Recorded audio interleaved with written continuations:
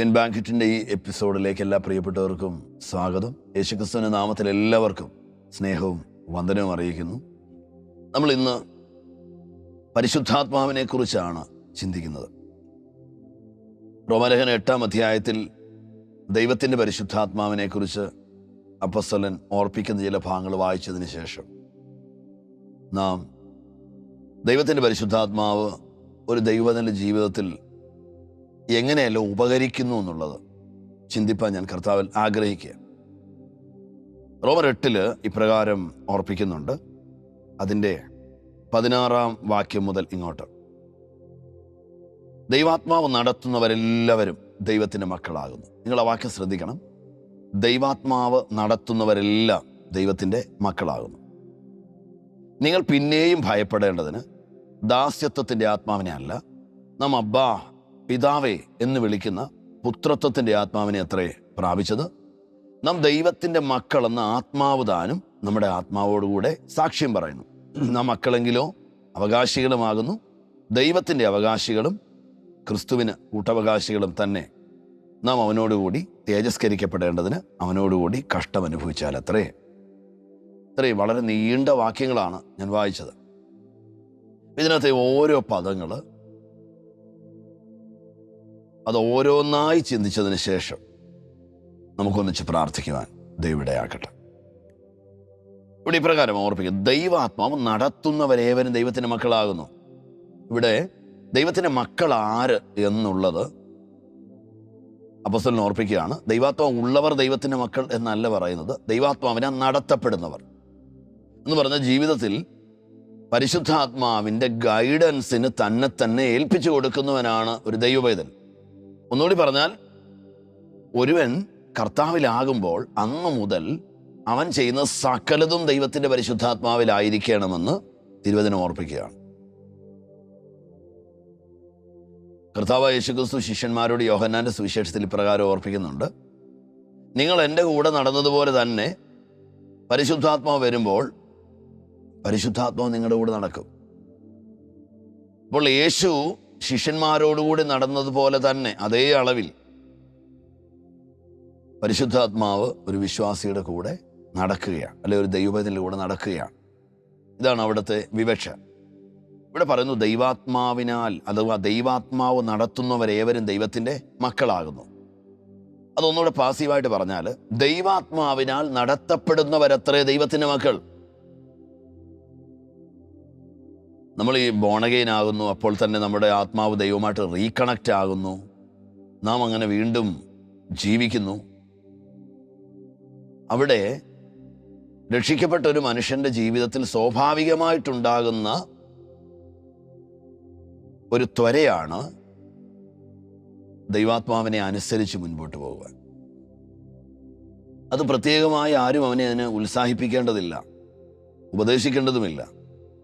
അതവൻ്റെ സ്വഭാവമാണ്, പരിശുദ്ധാത്മാവിനോട് സഹകരിക്കുക എന്നുള്ളത്. നിങ്ങൾക്കും അറിയാം, നിങ്ങൾ കർത്താവായ യേശുക്രിസ്തുവിനെ രക്ഷിതാവായി സ്വീകരിച്ചതിന് ശേഷം എപ്പോഴെങ്കിലും നിങ്ങൾ ദൈവത്തിൻ്റെ പരിശുദ്ധാത്മാവിനോട് സഹകരിക്കുന്നില്ലെങ്കിൽ നിങ്ങളുടെ മനസ്സുകൾ പ്രക്ഷുബ്ധമായിരിക്കും, അസ്വസ്ഥമായിരിക്കും.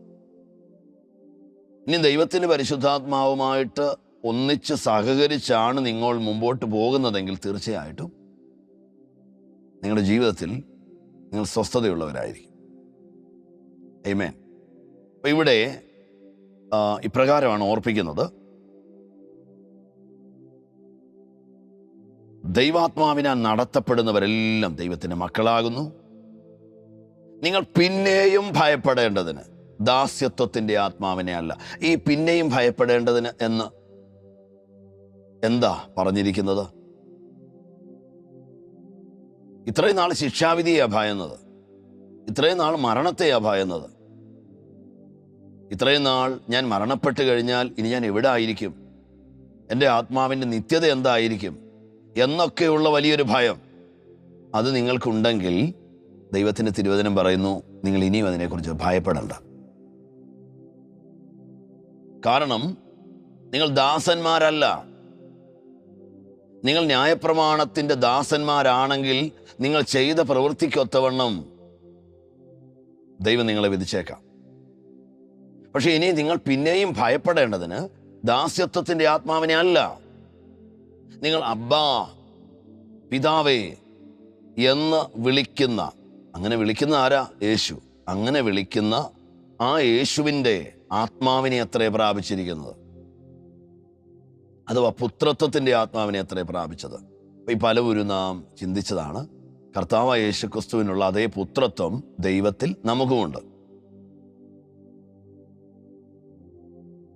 തിരുവചനം പഠിച്ചാൽ പരിശുദ്ധാത്മാവ് നമ്മുടെ മേൽ വരുമ്പോൾ നമുക്ക് ലഭിക്കുന്ന ഏറ്റവും വലിയ കോൺഫിഡൻസ് ആണ് നാം ദൈവത്തിൻ്റെ മകനാണ്, മകളാണ് എന്നുള്ളത്. ദൈവത്തിൻ്റെ പരിശുദ്ധാത്മാവ് നമ്മുടെ മേൽ വരുമ്പോൾ മുതൽ നാം ഒരു പുത്രൻ പിതാവിനെ സ്നേഹിക്കുന്നത് പോലെ ദൈവത്തെ സ്നേഹിക്കാൻ തുടങ്ങും. വീണ്ടും അവിടെ ഇങ്ങനെ പറയുന്നു, നാം ദൈവത്തിൻ്റെ മക്കളെന്ന ആത്മാവ് താനും നമ്മുടെ ആത്മാവ് കൂടെ സാക്ഷ്യം പറയും. പരിശുദ്ധാത്മാവ് നമ്മോട് നാം പാപികളാണെന്ന് പറയുവാൻ വന്നതല്ല, മറിച്ച് നിങ്ങൾ ദൈവ പൈതലാണെന്നും എപ്പോഴും നമ്മെ ഓർപ്പിക്കുകയാണ്. നമ്മുടെ ജീവിതത്തിൽ ഒരു തെറ്റ് സംഭവിച്ചാൽ പോലും നീ ഇത് ചെയ്യേണ്ടവനല്ല, നീ ഒരു ദൈവ പൈതലാണ്, നീ ഒരു ദൈവത്തിൻ്റെ മകനാണ്, മകളാണ് എന്നുള്ളതാണ് നമ്മോട് പരിശുദ്ധാത്മാവ് ഓർപ്പിക്കുന്നത്. മറിച്ച് നമ്മളെ കണ്ടം ചെയ്യുവാൻ അല്ലെങ്കിൽ നമ്മെ വിധിക്കുവാൻ പരിശുദ്ധാത്മാവ് ആഗ്രഹിക്കുന്നില്ല. Praise God. ഇവിടെ ദൈവാത്മാവ് നമുക്കങ്ങനെ സാക്ഷ്യം തരുന്ന ആ പ്രാഗൽഭ്യം, അത് കാത്തു സൂക്ഷിക്കേണ്ടുന്ന ആവശ്യകതയെക്കുറിച്ച് പൗലോസ് അപ്പോസ്തലൻ ഓർപ്പിക്കുക. അങ്ങനെ കർത്താവ് വരുന്നത് വരെ നാം ദൈവത്തിൻ്റെ പൈതലാണെന്നുള്ള പ്രാഗൽഭ്യം സൂക്ഷിക്കുന്നവർക്ക് മാത്രമുള്ളതാണ് പുത്രത്വം, അതോ നമ്മുടെ ശരീരത്തിന് രൂപാന്തരം. ഇതും ദൈവവചനം വളരെ വ്യക്തമായിട്ട് ഓർപ്പിക്കുന്നുണ്ട്. എന്തിനാണ് പരിശുദ്ധാത്മാവ് നമ്മുടെ മേൽ വന്നത്? നമ്മുടെ മേൽ ദൈവത്തിൻ്റെ ആത്മാവ് വന്നത് യോഹന്നാന്റെ സുവിശേഷത്തിൽ 16-ാം അധ്യായം ഓർപ്പിക്കുന്നതിന് പ്രകാരം ലോകത്തിന് പാപബോധം വരുത്തേണ്ടതിന് നമ്മുടെ മേൽ പരിശുദ്ധാത്മാവ് വന്നു എന്ന് എഴുതപ്പെട്ടിരിക്കുന്നു. ഈ വാക്യം വളരെ ശ്രദ്ധിക്കുക. ലോകത്തിന് പാപബോധം വരേണ്ടതിന് നമ്മുടെ മേൽ പരിശുദ്ധാത്മാവ് വന്നു. ഒന്നുകൂടി പറഞ്ഞാൽ, നമ്മുടെ മേൽ ദൈവത്തിൻ്റെ പരിശുദ്ധാത്മാവ് വന്നതിന് ശേഷം പാപത്തെക്കുറിച്ചും നീതിയെക്കുറിച്ചും ന്യായവിധിയെക്കുറിച്ചും ലോകത്തിന് ബോധം വരുത്തും. അതിൻ്റെ പേരാണ് സുവിശേഷ പ്രസംഗം. അപ്പം നമ്മുടെ മേൽ ദൈവാത്മാവ് വരുന്നു, പാപം, നീതി, ന്യായവിധി എന്നിവയെക്കുറിച്ച് ലോകത്തിലുള്ളവർക്ക് നമ്മുടെ പ്രസംഗത്തിലൂടെ ബോധം വരുത്തുന്നു. ഇതാണ് ദൈവത്തിൻ്റെ തിരുവചനം ഓർപ്പിക്കുന്നത്. എന്തൊക്കെയാ ദൈവത്തിൻ്റെ ആത്മാവ് നമ്മൾ ചെയ്യുന്നത്? ഒന്നാമത്തേത്, തിരുവചനം പറയുന്നു, നമ്മിലൂടെ ജാതികൾക്ക് അഥവാ കർത്താവിനെ അറിയാത്തവർക്ക് പാപബോധം വരുത്തും. എന്നാൽ ദൈവപൈതലിനോടുള്ള ബന്ധത്തിൽ ദൈവത്തിൻ്റെ തിരുവചനം എഫേസ്യ ലേഖനത്തിൽ വ്യക്തമായിട്ട് ഓർപ്പിക്കുന്നു, sealing of salvation. Praise God. നമ്മെ രക്ഷയ്ക്കായി മുദ്രയിടുകയാണ്, സീൽ ചെയ്തിരിക്കും. നിങ്ങൾ എത്ര പേർ വിശ്വസിക്കുന്നുണ്ട് നിങ്ങളുടെ മേൽ പരിശുദ്ധാത്മാവുണ്ട്, അത് നിങ്ങളുടെ രക്ഷയ്ക്കായി നിങ്ങളെ സീൽ ചെയ്തിരിക്കുന്നു, വീണ്ടെടുപ്പ് നാൾ വരെയും നിങ്ങളുടെ മേൽ ഒരിക്കലും ഒരു പൈശാചിക തലങ്ങൾക്ക് അവകാശം പറയാൻ കഴിയാത്തതുപോലെ പരിശുദ്ധാത്മാവ് നിങ്ങളെ സീൽ ചെയ്തിരിക്കുന്നു എന്ന് നിങ്ങൾ എത്ര പേർ വിശ്വസിക്കുന്നുണ്ട്? ഇതൊരു തിരിച്ചറിവാണ്. നമ്മുടെ മേൽ ദൈവത്തിൻ്റെ പരിശുദ്ധാത്മാവ് വന്നിരിക്കുന്നത് കർത്താവായ യേശുക്രിസ്തുവിനും പിതാവായ ദൈവത്തിനും അല്ലാതെ മറ്റാർക്കും നമ്മുടെ ജീവിതത്തിൽ ഒരവകാശവാദങ്ങളും പറയാനില്ലാത്തതുപോലെ നാം ഭദ്രമാണ് എന്നുള്ള തിരിച്ചറിയിക്കുവാനാണ്. പലപ്പോഴും നമ്മുടെ നിത്യജീവിതത്തിൽ നാം മറന്നു പോകുന്നൊരു കാര്യമാണ്, നമ്മൾ ആ ദൈവിക സുരക്ഷിതത്വത്തിന് കീഴിലാണെന്നുള്ളത്. എന്നാൽ ഞാൻ നിങ്ങളോട് പറയുവാൻ ആഗ്രഹിക്കുന്നു, ദൈവാത്മാവ് നിങ്ങളുടെ മേലുണ്ടെങ്കിൽ നിങ്ങൾ സുരക്ഷിതരാണ്, നിങ്ങൾ സീൽഡാണ്. ആമേൻ. അപ്പോൾ ദൈവത്തിൻ്റെ പരിശുദ്ധാത്മാവ് എൻ്റെ മേൽ വരുന്നത് ഞാൻ ദൈവത്തിൻ്റെ പൈതലാണെന്ന് എപ്പോഴും എന്നോട് ഉണർത്തിക്കുവാൻ. 2, വീണ്ടെടുപ്പ് നാൾ വരെയും എന്നെ മുദ്രയിട്ടിരിക്കുന്നു. Praise God. എൻ്റെ രക്ഷയെ എന്നിൽ ഉറപ്പിച്ചിരിക്കുകയാണ് ദൈവത്തിൻ്റെ പരിശുദ്ധാത്മാവ്. ആമേൻ. വീണ്ടും കർത്താവ് പറയുന്നു, ലോകം അവരുടേതായ വഴികളിൽ സഞ്ചരിക്കുമ്പോൾ നിങ്ങൾ ലൗകികരല്ല, നിങ്ങൾ ലോകത്തിൽ നിന്ന് ഞാൻ നിങ്ങളെ വേർതിരിച്ചവരും ലോകത്താക്കിയവരുമാണ്. കണ്ടോ ഒരു വിശ്വാസിയുടെ പൊസിഷൻ കണ്ടോ? നമ്മെ ലോകത്തിൽ നിന്ന് വേർതിരിച്ച് ലോകത്തിലാക്കിയിരിക്കുന്നു. നാം ലോകത്തിലാണ്, പക്ഷെ ലോകത്തിൽ നിന്ന് വേർതിരിക്കപ്പെട്ടവരാണ്. Praise God. എന്താണ് ആ വേർതിരിവ്? ആ വേർതിരിവ് വെളിപ്പെട്ടത്, ആ പെറയസ് വെളിപ്പെട്ടത് പരിശുദ്ധാത്മാവ് നമ്മുടെ മേൽ വന്നതുകൊണ്ട്. എന്ന് പറഞ്ഞാൽ ഒരു ജാതീയൻ അഥവാ ദൈവത്തെ അറിയാത്തവനും നാമും തങ്ങളിലുള്ള ഏക വ്യത്യാസമാണ് നമ്മുടെ മേൽ പരിശുദ്ധാത്മാവുണ്ട് എന്നുള്ളത്. ഇതാണ് ദൈവത്തിൻ്റെ തിരുവചനം അവിടെ പറയുന്നത്. Praise God. അതുകൊണ്ട് തന്നെ ദൈവത്തിൻ്റെ പരിശുദ്ധാത്മാവ് നമ്മെ സകല സത്യത്തിലും വഴി നടത്തുന്നു. ഇവിടെ ഈ സത്യം എന്നുള്ള പദത്തിന് വളരെ അർത്ഥമുണ്ട് കേട്ടോ. ലോകം പലപ്പോഴും അറിവിന് പുറകെയാണ് പോകുന്നത്, നോളജ്. നാം നമ്മുടെ കുട്ടികളെ വിദ്യാഭ്യാസത്തിനായിട്ട് അയക്കുന്നത് എന്തിനാ? നോളജ്. അതിനു വേണ്ടിയാണ്, അറിവ് പ്രാപിക്കാൻ. ഇപ്പം ലോകത്ത് കോടിക്കണക്കിന് അല്ലെങ്കിൽ കോടിക്കണക്കിന് പുസ്തകങ്ങളുണ്ടെങ്കിലും അവയെല്ലാം അറിവ് തരുന്നതാണ്. പക്ഷെ ബൈബിളിൻ്റെ പ്രത്യേകത, ബൈബിൾ നമുക്ക് അറിവല്ല തരുന്നത്, ബൈബിൾ നമുക്ക് ജ്ഞാനം തരുന്നു. ഒരു വശത്ത് നോളജ് നിൽക്കുന്നു, മറുവശത്ത് വിസ്ഡം നിൽക്കുന്നു. വിസ്ഡം അഥവാ ജ്ഞാനം. നമ്മെ ദൈവം അറിവുള്ളവരെന്നല്ല വിളിക്കുന്നത്, നമ്മെ ദൈവം വിളിക്കുന്നത് ജ്ഞാനമുള്ളവരെന്നാണ്. എന്തുകൊണ്ട്? പരിശുദ്ധാത്മാവ് നമ്മുടെ മേൽ ഉള്ളതുകൊണ്ട്. ദൈവത്തിന് പരിശുദ്ധാത്മാവ് ഉള്ളൊരു വ്യക്തിക്ക് മാത്രമേ ദൈവത്തിൻ്റെ തിരുഹൃദയത്തെ മനസ്സിലാക്കാൻ കഴിയത്തുള്ളൂ. ദൈവത്തിൻ്റെ പരിശുദ്ധാത്മാവുള്ളൊരു വ്യക്തിക്ക് മാത്രമേ തിരുവചനത്തിൻ്റെ പൊരുൾ മനസ്സിലാക്കുവാൻ കഴിയത്തുള്ളൂ. ഈ വചനം പോലും 2 നിലകളിൽ നമുക്ക് മനസ്സിലാക്കുവാൻ കഴിയും. ഒന്ന്, മാനുഷികമായ ബുദ്ധിയുടെ പരിമിതിയിൽ നമുക്കിത് മനസ്സിലാക്കാം. 2, ദൈവത്തിൻ്റെ പരിശുദ്ധാത്മാവിനാൽ ദൈവത്തിൻ്റെ ഹൃദയത്തെ നമുക്ക് തിരിച്ചറിയാൻ കഴിയും. ഇവിടെ പരിശുദ്ധാത്മാവ് നമ്മെ സകല സത്യത്തിലും വഴി നടത്തുന്നതിനെ കുറിച്ച് കർത്താവ് ഓർപ്പിക്കുകയാണ്. ഞാൻ ഒരിക്കൽ ഒരു ബൈബിൾ ക്ലാസ്സിൽ നമ്മൾ പഠിക്കുമ്പോൾ ഓർപ്പിച്ചതും നിങ്ങൾ പഠിച്ചതുമാണ്. ചുരുക്കം ചില അതിനെക്കുറിച്ച് സംശയങ്ങൾ ചോദിക്കുകയും ചെയ്തു. ഞാൻ പറയാനായിട്ട് ആഗ്രഹിക്കുന്നു. സത്യം എന്ന് തിരുവചനം പറയുന്നത് അല്ലെങ്കിൽ ബൈബിളിൽ എഴുതപ്പെട്ടിരിക്കുന്നതും കർത്താവ് ഓർപ്പിക്കുന്നതുമായ വചനത്തെക്കുറിച്ച് മാത്രമാണ്, മറ്റൊന്നും സത്യമല്ല. ലോകം നിയന്ത്രിക്കപ്പെടുന്ന വസ്തുതകളാലാണ്. നാം പലപ്പോഴും പറയുന്ന പല കാര്യങ്ങളും സത്യങ്ങളായിരിക്കണമെന്നില്ല, അതൊക്കെ വസ്തുതകളാണ്, ഫാക്റ്റുകളാണ്. എന്നാൽ തിരുവചനം പറയുന്ന ഫാക്റ്റുകളല്ല, തിരുവചനം പറഞ്ഞിരിക്കുന്ന ട്രൂത്തുകളാണ്, അനേക സത്യങ്ങളാണ്. യേശു പറയുന്നത് കണ്ടോ, നിങ്ങൾ എൻ്റെ വചനത്തിൽ നിലനിന്നാൽ നിങ്ങൾ സത്യം അറിയും, സത്യം നിങ്ങളെ സ്വതന്ത്രമാക്കും. നാം നേടുന്ന പല അറിവുകളും നിന്നുപോകും. കഴിഞ്ഞ നാളുകൾ നാം പഠിച്ചതായിരിക്കുകയില്ല ഇന്ന് നാം പഠിക്കുന്നത്. അല്ലെങ്കിൽ പണ്ട് കാലങ്ങളിൽ നാം പഠിച്ചത് പലതും തെറ്റാണെന്ന് ഇന്ന് പുതിയ പഠിപ്പിക്കലുകൾ വന്നേക്കാം.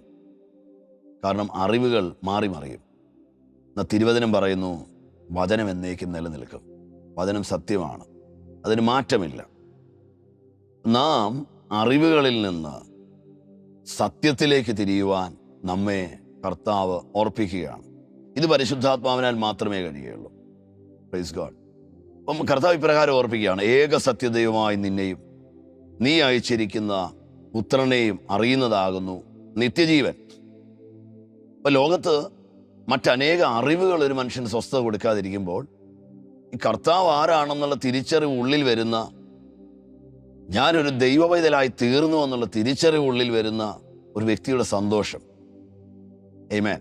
അപ്പോൾ ഒരു മനുഷ്യൻ്റെ ജീവിതത്തിലെ ഏറ്റവും വലിയ സന്തോഷമാണ് അവൻ്റെ ആ പുത്രത്വത്തിലേക്ക് അവൻ എൻ്റർ ചെയ്യുന്ന, ആ രക്ഷിക്കപ്പെടുന്ന ആ ജീവിതാനുഭവം. ഇന്ന് പലപ്പോഴും നമ്മുടെ ഇടയിൽ രക്ഷിക്കപ്പെടുന്ന അനുഭവങ്ങൾ നടക്കാറില്ല. നാം പലപ്പോഴും യേശു കർത്താവിനെ അല്ലെങ്കിൽ തിരുവചനത്തെയൊക്കെ വിവിധ പ്രസംഗങ്ങളിലൂടെ തിരിച്ചറിയുകയും ഹൃദയത്തിൽ അതൊരു അറിവായി വെളിപ്പെടുകയും ആ അറിവിനൊത്തവണ്ണം നമ്മെ സമർപ്പിക്കുകയും ചെയ്യുന്ന ഒരു പതിവ് ഇന്ന് നമ്മുടെ ഇടയിലുണ്ട്. നല്ലതല്ല യഥാർത്ഥത്തിലുള്ള വീണ്ടും ജന്മം, അതല്ല യഥാർത്ഥത്തിലുള്ള മാനസാന്തരം. Praise God. യഥാർത്ഥത്തിലുള്ളത് അത് പരിശുദ്ധാത്മാവിൽ നിന്ന് വരുന്നതാണ്. ഈ കർത്താവിൽ യേശുക്രിസ്തുവിനെ നാം ഏറ്റുപറഞ്ഞ് രക്ഷിക്കപ്പെടുക എന്നുള്ളത് പോലും അതൊരു വെളിപ്പാടാണ്. മാനുഷികമായി ആർക്കും കഴിയാത്തതാണ്. ഒരു മനുഷ്യൻ്റെ ഹൃദയത്തിൽ തോന്നാത്തതാണ്. കൊരിന്ത്യർ ലേഖനത്തിലേക്ക് ഓർപ്പിക്കുന്ന പോലെ ദൈവം തന്നെ സ്നേഹിക്കുന്നവർക്ക് വേണ്ടി ഒരുക്കിയിരിക്കുന്നത് കണ്ണ് കണ്ടിട്ടില്ല, കാത് കേട്ടിട്ടില്ല, ഒരു മനുഷ്യൻ്റെ ഹൃദയത്തിൽ തോന്നിയിട്ട് പോലുമില്ല എന്നെഴുതപ്പെട്ടിരിക്കുന്നു. ഇത് ക്രൂശിക്കപ്പെട്ട ക്രിസ്തുവിനെ കുറിച്ചാണ് പറയുന്നത്. എന്നാൽ ആർക്കും കാണാനോ കേൾക്കുവാനോ കഴിയാത്തത് നാം കണ്ടെത്തിയിരിക്കുന്നു. ഒരു വലിയ വെളിപ്പാടാണ്. സ്തോത്രം. ഇത് പരിശുദ്ധാത്മാവിനാൽ മാത്രമാണ് നമ്മുടെ മേൽ വെളിപ്പെടുന്നത്.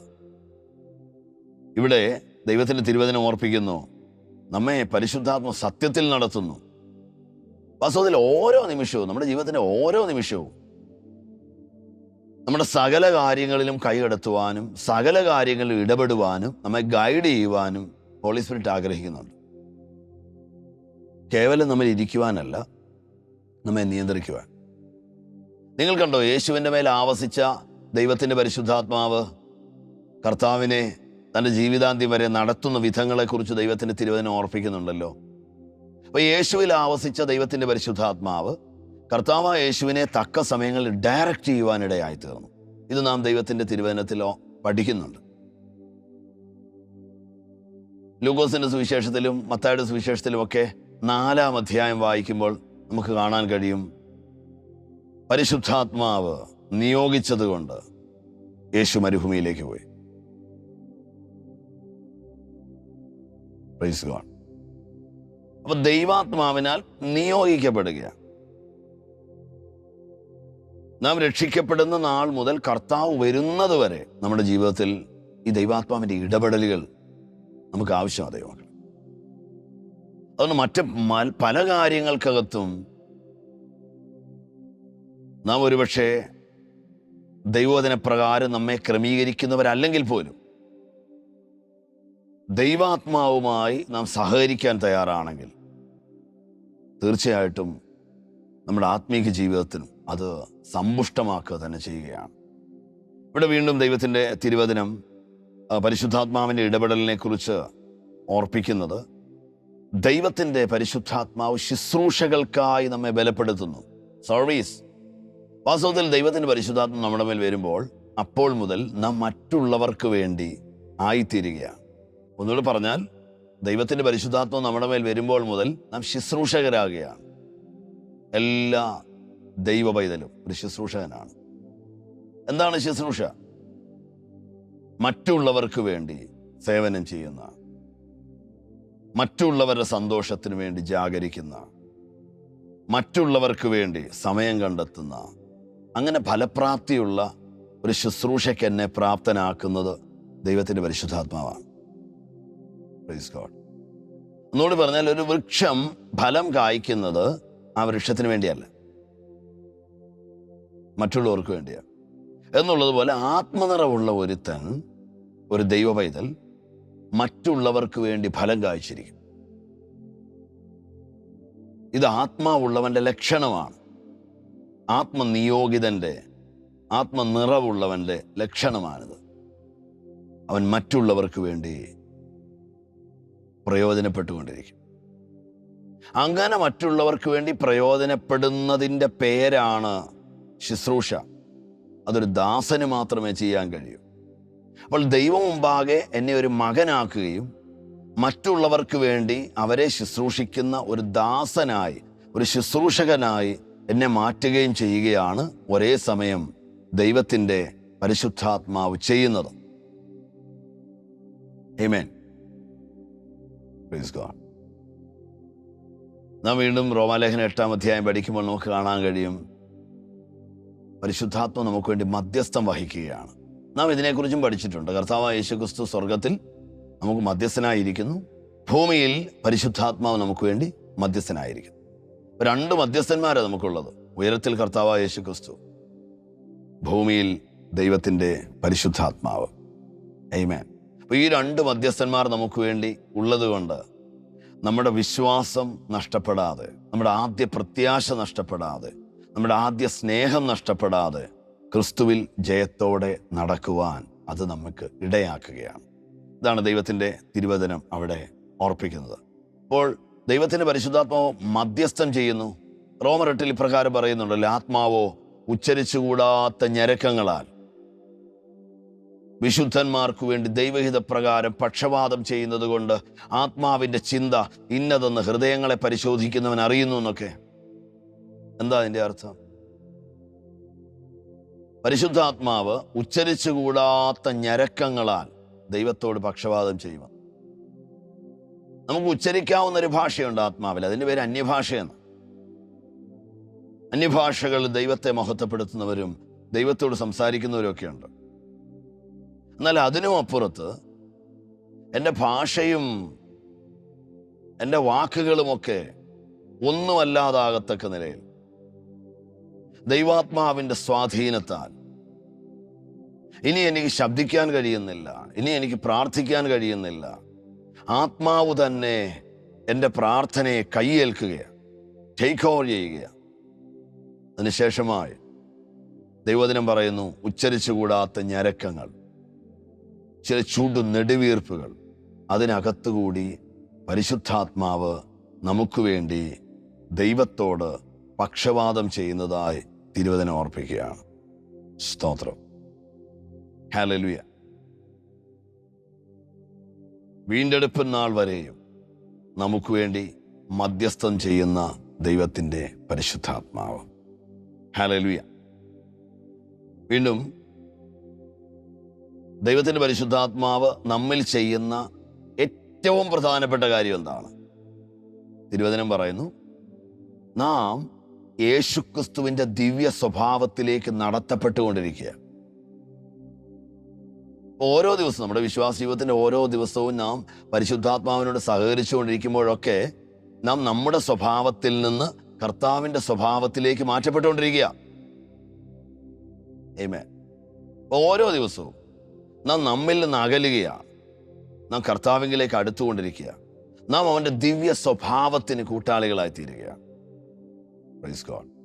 ഇത് നമ്മിൽ ചെയ്യുന്നത് ദൈവത്തിൻ്റെ പരിശുദ്ധാത്മാവാണ്. നമ്മിൽ യേശുക്രിസ്തുവിൻ്റെ സ്വഭാവത്തെ വെളിപ്പെടുത്തുവാൻ പരിശുദ്ധാത്മാവ് നമ്മിൽ ജാഗരിക്കുന്നു. ആമേൻ. നമുക്കിന്ന് ദൈവകരങ്ങളിൽ ഏൽപ്പിക്കാം. നമുക്കൊരു നിമിഷം പിതാവിനോട് പ്രാർത്ഥിക്കാം. പരിശുദ്ധാത്മാവിൻ്റെ വലിയ കൃപയും സാന്നിധ്യവും നമ്മുടെ ജീവിതത്തിൽ സജീവമാകട്ടെ. സ്വർഗീയ പിതാവേ, നന്ദി. ഈ തിരുവചനം ഞങ്ങൾ കേൾക്കുമ്പോൾ ദൈവത്തിൻ്റെ പരിശുദ്ധാത്മാവ് ഞങ്ങളിൽ വ്യാപരിക്കുകയും അന്ത്യത്തോളം തികഞ്ഞ ദൈവകൃപയിലായിരിക്കാനും ആ പുത്രത്വത്തിൻ്റെ തേജസ്സിനെ പ്രാപിക്കും വരെയും ആ വെളിപ്പാടിൽ അങ്ങേ അനുധാവനം ചെയ്യുവാനും ഞങ്ങളെ ഒന്നിച്ചൊരുക്കുവാൻ നിങ്ങൾ കർത്തൃകരങ്ങളിൽ തരുന്നു. സ്വർഗ്ഗം ഞങ്ങളെ എങ്ങനെ സഹായിക്കുന്നതിനായി സ്തോത്രം. യേശുക്രിസ്തുവിൻ നാമത്തിൽ ആമേൻ. കർത്താവ് നമ്മെ അനുഗ്രഹിക്കട്ടെ. ദൈവത്തിൻ്റെ കൃപ കൂടെ ഇരിക്കട്ടെ.